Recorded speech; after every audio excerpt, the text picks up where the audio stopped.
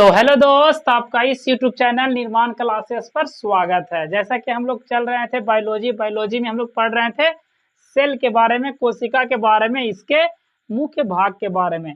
तो हम लोग टोटल कितने भाग को कर चुके थे, हम लोग समझ चुके थे किसके किसके बारे में दोस्त। तो कोशिका भित्ति के बारे में, कोशिका भित्ति के बारे में, कोशिका भित्ति, कोशिका झिल्ली के बारे में, कोशिका झिल्ली के बारे में समझ लिए थे, और क्या अंत प्रद्रवी जालिका के बारे में, प्रद्रवी जालिका के बारे में समझे थे। और पिछले क्लास में हम लोग राइबोसोम के बारे में समझ लिए थे, राइबोसोम के बारे में हम लोग पढ़ लिए थे। तो कोशिका के मुख्य भाग के बारे में हम लोग कोशिका भित्ति, कोशिका झिल्ली, अंत प्रद्रवी जालिका, राइबोसोम के बारे में हम लोग समझ लिए हैं। यानी कि हम लोग आधा कोशिकांग को पढ़ लिए, आधे उसके भाग को पढ़ लिए हैं। तो हम लोग किसको किसको पढ़ चुके हैं। यह क्या है, कोशिका झिल्ली है। क्या है दोस्त, यह कोशिका झिल्ली है। इसमें हम लोग, यह क्या होता है, न्यूक्लियस। इसमें हम लोग किसको समझ लिए हैं, तो राइबोसोम को समझ लिए हैं, और इंडोप्लाज्मिक रेटिकुलम के बारे में समझ लिए हैं। आज हम लोग पढ़ने वाले हैं माइटोकॉन्ड्रिया के बारे में। किसके बारे में, तो माइटोकॉन्ड्रिया के बारे में आज हम लोग समझेंगे। ये माइटोकॉन्ड्रिया जिसको एम से कहते हैं, जिसे क्या कहते हैं, सेल का पावर हाउस भी इसको कहा जाता है, उसको हम लोग क्या समझने वाले। यह क्या है, कोशिका झिल्ली है, कोशिका झिल्ली, कोशिका झिल्ली। और यह क्या है, आपका केंद्रक है। और यह क्या है, कोशिका द्रव्य। क्या है दोस्त, कोशिका द्रव्य है यह।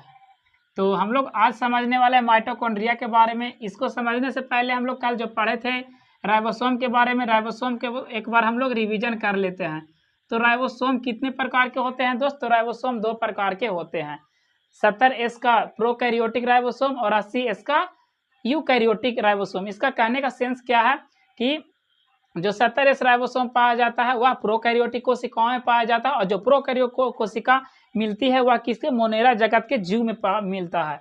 यानी कि मोनेरा जगत के जीव कौन कौन से होते हैं, जैसे कि जीवाणु के टाइप्स हो जाते हैं, यू बैक्टीरिया, आर्की बैक्टीरिया, और निरहलित शैवाल और माइकोप्लाज्मा में क्या पाए जाते हैं, प्रोकैरियोटिक कोशिकाएं। यानी कि उन सब में 70S राइबोसोम प्राप्त होता है, यानी 70S राइबोसोम पाया जाता है। और दूसरा होता है 80S राइबोसोम। तो 80S राइबोसोम पाया जाता है जंतु में, हम लोगों में 80S राइबोसोम पाया जाता है जंतु जगत के, और सभी जीव जितने भी जगत आएंगे मोनेरा को छोड़कर उसके जीव में 80S का राइबोसोम पाया जाता है। यानी कि इसमें यह राइबोसोम को यूकैरियोटिक राइबोसोम कहते हैं। तो ये जो 80S राइबोसोम होता है दोस्त 60S और 40S में टूटता है, और जो 70S राइबोसोम था वह 50S और किस में, तो 30S राइबोसोम में टूटता है। और ये दोनों मिलकर क्या बनाते हैं, 70S का प्रोकैरियोटिक राइबोसोम बनाते हैं, और यह 60S और कितना 40S मिलकर 80S का यूकैरियोटिक राइबोसोम बनाते हैं। इसमें से S के बारे में हम लोग समझे थे, इसको क्या कहते हैं, श्वेटबर्गर इकाई, जो अवसादन गुणांक को बताता है। यानी कि यह क्या करता है, राइबोसोम के घनत्व और आकार को मेजर करने का काम करता है। कौन, तो S। और हम लोग समझे थे कि राइबोसोम का खोज किसने किया दोस्त, तो राइबोसोम का खोज अलग अलग में हुआ है। जैसे जंतु कोशिका में दूसरा कोई वैज्ञानिक खोजा है, और पादप में दूसरे वैज्ञानिक खोजे हैं। तो जंतु में कौन खोजे हैं, जेई पैलेट कब, 1953 में। और पादप में राइबोसोम का खोज किसने किया है, तो पादप में रॉबिन्सन एवं ब्राउन ने, वो अभी कब, तो 1953 में ही। और इसका जो नामकरण किया किसने किया दोस्त, तो इसका नामकरण किया है रॉबर्ट ने कब, 1958 में। तो इससे रिलेटेड और भी जितना भी पॉइंट बनते थे उसके बारे में हम लोग सभी को समझ लिए हैं। तो अगर आप राइबोसोम से रिलेटेड वीडियो नहीं देखे हैं तो उसके पिछले क्लास में जाइए और वहां से राइबोसोम का वीडियो देखिए, जहां से आपको एग्जाम में क्वेश्चन आते हैं। और जब ये इसको देख लीजिएगा तो आपको यहाँ से क्लियरिटी भी मिलेगा, और आपके एग्जाम में यहाँ से नंबर नहीं कटने वाले हैं, यानी कि यहाँ से नंबर आपके आएंगे ही आएंगे। तो इसको सबसे पहले वॉच कीजिए, यह बहुत अच्छा तरीका से हम लोग समझने का प्रयास किए हैं, मैं भी समझाने का प्रयास किया हूँ। तो आज जो क्लास है माइटोकॉन्ड्रिया के बारे में, हमारा नेक्स्ट कोशिकांग है माइटोकॉन्ड्रिया के बारे में, उसके बारे में हम लोग आज समझने वाले हैं। सबसे पहले समझिए कि माइटोकॉन्ड्रिया क्या होता है, यानी कि माइटोकॉन्ड्रिया क्यों होता है कोशिकांग में। तो यह क्या करता है, तो यह जो सेल का होता है क्या होता है, पावर हाउस दे होता है।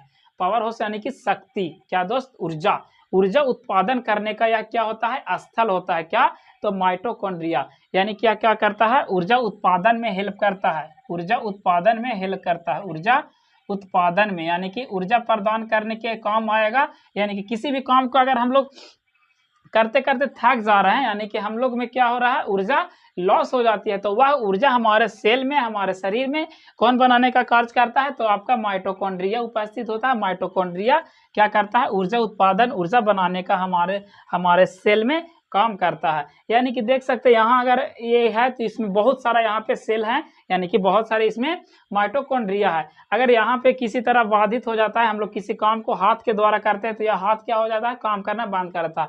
यानी कि वहाँ क्या हो रहा है, ऊर्जा खत्म होगा, तो ऊर्जा उत्पादन कौन करेगा, आपका माइटोकॉन्ड्रिया करेगा। तो माइटोकॉन्ड्रिया का हमारे सेल में, हमारे शरीर में बहुत ज़्यादा इंपॉर्टेंस बढ़ जाता है, ऊर्जा उत्पादन करने का काम कर जाता है, जिसके कारण हम लोग क्या करते हैं, किसी भी काम को करते रहते हैं और उसे कम से बहुत अधिक समय तक करते हैं। किसके कारण, तो ऊर्जा उत्पादन माइटोकॉन्ड्रिया हमारे शरीर में उपस्थित होने के कारण।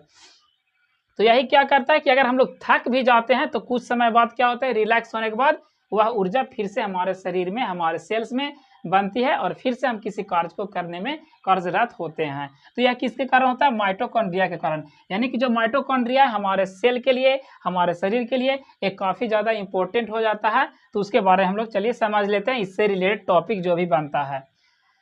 तो सबसे पहले कि माइटोकॉन्ड्रिया का खोज किसने किया दोस्त, तो सबसे पहले ये समझिए खोज किया किसने। उसके बाद समझिए कि माइटोकॉन्ड्रिया में सबसे पहले कितने झिल्ली युक्त कोशिकांग है, तो यह 2 झिल्ली युक्त कोशिकांग है, 2 झिल्ली युक्त कोशिकांग होता है, झिल्ली युक्त कोशिकांग होता है। यानी कि माइटोकॉन्ड्रिया में कितने झिल्ली पाए जाते हैं, 2 झिल्ली इसमें पाए जाते हैं। कितने झिल्ली, यानी कि इसमें जो माइटोकॉन्ड्रिया होती है 2 झिल्ली से घिरा हुआ एक कोशिकांग होता है। अब चलिए समझते हैं इसके पॉइंट्स के बारे में। तो इसका खोज सबसे पहले किसने किया, तो माइटोकॉन्ड्रिया का खोज किसने किया दोस्त, आल्टमैन ने किया। किसने किया, आल्टमैन ने कब किया, तो 1886 में। कब किया दोस्त, 1886 में इसका आल्टमैन ने क्या किया, खोज किया। कब किया दोस्त, तो 1886 में इनका खोज आल्टमैन ने किया।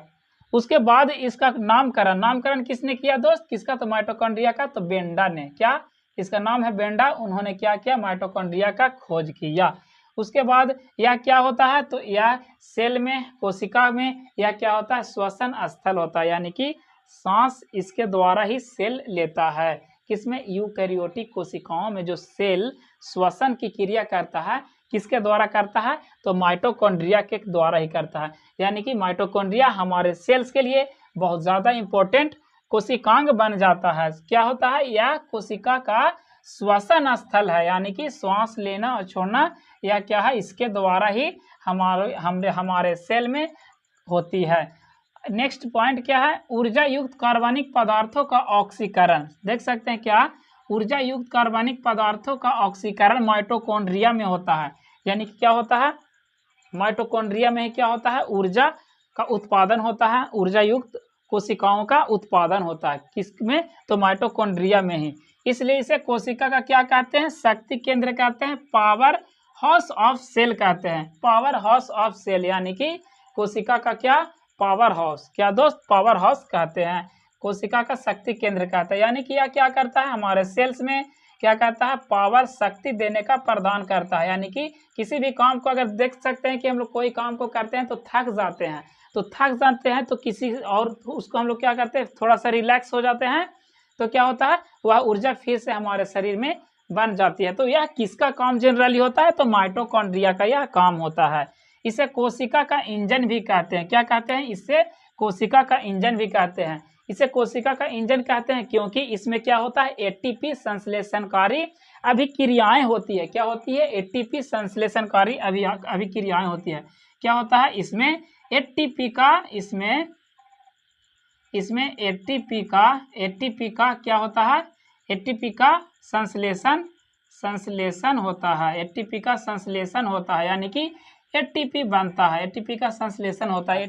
तो यह एटीपी का क्या करता है, एटीपी का संश्लेषण करता है। कौन दोस्त, तो माइटोकॉन्ड्रिया, जिसके कारण इसे क्या कहते हैं, कोशिका का इंजन भी कहते हैं। नेक्स्ट पॉइंट क्या है, इसे यूकैरियोटिक कोशिकाओं के भीतर प्रोकैरियोटिक कोशिकाएं माना जाता है। यानी कि इसका कहने का मतलब क्या है दोस्त, माइटोकॉन्ड्रिया किस में पाया जाता है, यूकैरियोटिक में, जंतु कोशिकाओं में, यानी कि हम लोग में माइटोकॉन्ड्रिया पाया जाता है। लेकिन माइटोकॉन्ड्रिया प्रोकैरियोटिक कोशिका, इसे हमारे कोशिकाओं में, यूकैरियोटिक कोशिकाओं में इसे प्रोकैरियोटिक कोशिकाएं माना जाता है। क्यों माना जाता है समझिएगा।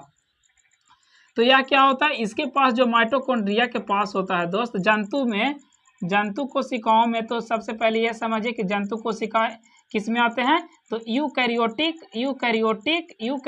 कोशिकाओं के अंतर्गत आते हैं। यूकैरियोटिक कोशिकाओं के अंतर्गत आते हैं। तो यूकैरियोटिक कोशिकाओं में कितना एस राइबोसोम पाया जाता है, तो इसमें 80 एस राइबोसोम पाया जाता है। कितना एस राइबोसोम पाया जाता है, 80 एस। लेकिन यह क्या होता है, इस माइटोकॉन्ड्रिया के पास और इसमें क्या पाया जाता है, राइबोसोम पाया जाता है, और इसमें क्या होता है, प्रोटीन भी पाया जाता है। लेकिन इस माइटोकॉन्ड्रिया के पास अपना खुद का क्या होता है, राइबोसोम होता है।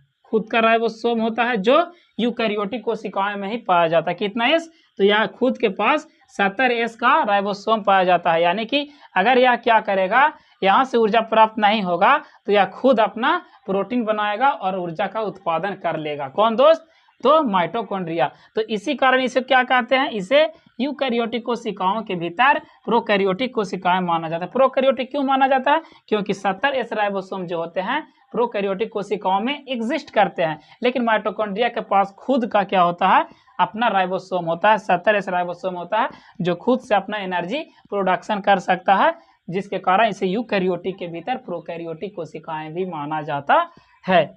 और नेक्स्ट क्या है दोस्त, माइटोकॉन्ड्रिया विखंडन द्वारा विभाजित होता है। किसके द्वारा, तो विखंडन द्वारा विभाजित होती है। कौन, माइटोकॉन्ड्रिया। माइटोकॉन्ड्रिया पूछेगा कि किसके द्वारा विभाजित होता है, तो विखंडन के द्वारा विभाजित होती है। नोट में क्या लिखा गया, बहुत इंपॉर्टेंट पॉइंट लिखा गया है जो आपके एग्जाम में यहाँ से आते ही आते हैं। डीएनए केंद्रक के अलावा, जो डीएनए है केंद्रक के अलावा किस किस को मिलता है, माइटोकॉन्ड्रिया और हरित लवक एवं हरित लवक में पाया जाता है। यानी जो डीएनए पाया जाता है, डीएनए कहाँ पाया जाता है, केंद्रक में पाया जाता है। हम लोग जब केंद्रक के बारे में समझेंगे तो वहाँ सारे को डिटेल से समझते हुए आगे की ओर बढ़ना है हम लोग को, जहाँ से केंद्रक से बहुत ज़्यादा सवाल पूछे जाते हैं। लेकिन यहाँ पढ़ना क्या है कि डीएनए जो है केंद्रक में तो पाया ही जाता है, लेकिन उसके अलावा माइटोकॉन्ड्रिया में और हरित लवक यानी कि प्लास्टिड में भी पाया जाता है। तो हम लोग किसके बारे में, तो माइटोकॉन्ड्रिया के बारे में समझने का प्रयास किए हैं। और इससे रिलेटेड जो भी यहाँ क्या है, कीटों के मांसपेशियों में माइटोकॉन्ड्रिया का खोज किसमें दोस्त, तो कीटों के मांसपेशियों में माइटोकॉन्ड्रिया का खोज किसने किया, तो वान कोलिकर ने। क्या दोस्त, वान कोलिकर ने। तो कीटों के मांसपेशियों में यह छूट गया था। क्या हुआ था, यह छूट गया था दोस्त, तो किसने खोज किया था, वान कोलिकर ने। तो हम लोग कहाँ समझ रहे थे, इसमें डीएनए केंद्रक के अलावा माइटोकॉन्ड्रिया और हरित लवक प्लास्टिड में पाया जाता है।